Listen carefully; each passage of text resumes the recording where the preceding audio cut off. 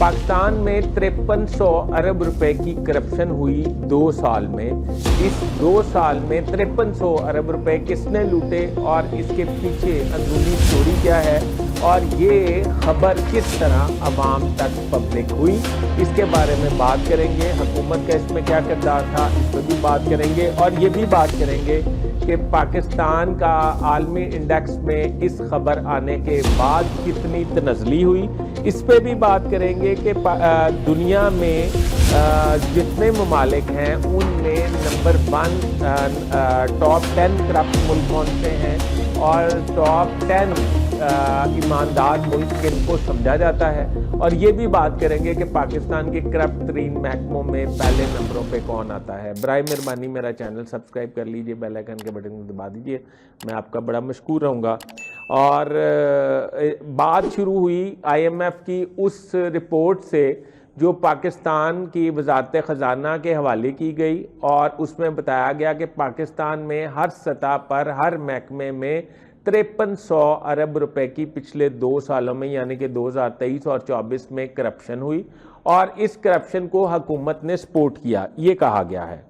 अब इस करप्शन को बाद में ये IMF की किस्त की आमद है। जब हमारे डेलीगेशन ने उनसे किस्त के बारे में बातचीत करनी शुरू की तो उन्होंने कहा कि जैसे पहले मामला SOPs तय हुए थे, उसमें यह भी तय हुआ था कि 5300 अरब की जो करप्शन हुई है उसको भी पब्लिक किया जाए। तो इसको पब्लिक कर दिया गया आखिरकार, और पब्लिक इसको गोलमोल अंदाज में किया गया कि नैब ने 5300 अरब की करप्शन की रिकवरी कर ली, हालांकि इसका इस बात से कोई दूर दूर तक ताल्लुक नहीं है।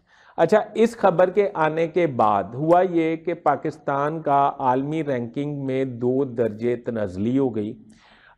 इसमें पाकिस्तान के उन महकमे के बारे में ट्रांसपेरेंसी इंटरनेशनल की रिपोर्ट के मुताबिक सबसे करप्ट महकमा पुलिस है, और दूसरे नंबर पर टेंडरिंग यानी कि ठेकेदारी निज़ाम का शोबा आता है, तीसरे नंबर पर अदलिया का है, तीसरा नंबर अदलिया का है, ये अंदाज़ा लगा लें, और चौथा नंबर तलीम का है। यानी कि ये टॉप 4 महकमे हैं जिनको ट्रांसपेरेंसी इंटरनेशनल ने करप्ट तरीन करार दिया है। इसमें अरबों रुपए की करप्शन होती है।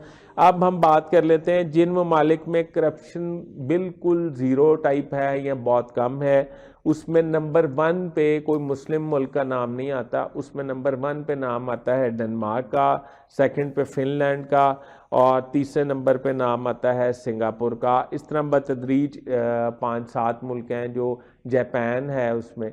तो इसमें हम बात कर लेते हैं कि करप्शन में जो नंबर 1 मुल्क हैं जो करप्शन में फुल फ्लैज हैं, उनमें जनूबी सूडान है, सोमालिया है, वेनेजुएला है, इराक, रूस, अफ़गानिस्तान और बांग्लादेश सरे फहरिस्त हैं।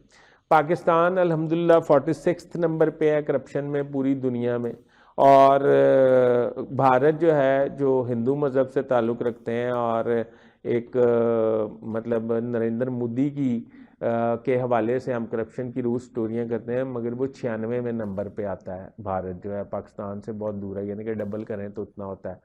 तो अब ये जो 5300 अरब रुपए की करप्शन हुई है, इस पे दुनिया में पाकिस्तान की जागसाई हुई है, और ये करप्शन जो है ये उसी से रिलेटेड है जिसके बारे में वज़ीर दिफा बात करते थे कि पुर्तगाल में ब्यूरोक्रेट्स और सियासतदानों की जायदादें हैं और यहाँ से मनी लॉन्ड्रिंग के ज़रिए अरबों रुपये लूट के बाहर भेजा जाता है। ये वही स्टोरी है जो पिछले दिनों मैंने की थी कि NHA के चेयरमैन समेत 8 अफसरान पर ये इल्ज़ाम आयद किया गया था कि 178 अरब रुपए की खुर्द-बुर्द की गई है। 178 अरब रुपए की खुर्द-बुर्द की गई है। तो पाकिस्तान में अगर करप्शन को कंट्रोल ना किया गया तो माशी हालात बिल्कुल ठीक नहीं हो सकेंगे। मैं ये समझता हूँ कि दुनिया से इन्वेस्टर्स को लाने की बजाय इस वक्त पाकिस्तान को सख्त ज़रूरत है कि वो करप्शन के ख़िलाफ़ ज़ीरो टॉलरेंस की पॉलिसी अपनाए। मेरे ज़हन के मुताबिक ये पॉलिसी लागू होने वाली है। अपने होस्ट फैसल हदीस भट्ट को इजाज़त दीजिए। अल्लाह हाफ़िज़।